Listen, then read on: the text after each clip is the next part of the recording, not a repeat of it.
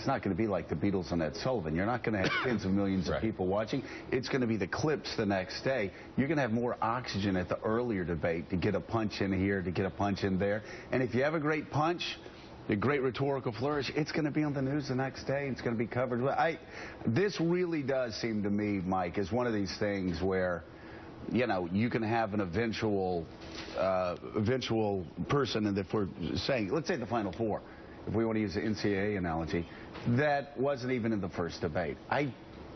If I were a candidate and I wasn't in the top tier, I would be very upset. I just don't think it matters in the end. I think if Rick Perry scores some knockout blows in the undercard, we're going to play it just like he was in the main debate. Right. I mean, it's a Thursday in August. It's not going to have a massive audience at 8 o'clock, whenever the primetime debate is. If you say anything memorable, newsworthy, at 5 o'clock on the undercard, it's going to be on the news the next morning. It's going to be on the news that night. And Gene, Karl Rove said, Alex just told me that Karl Rove said that it was a press conference masqueraded as a debate. Well, in that undercard, you can almost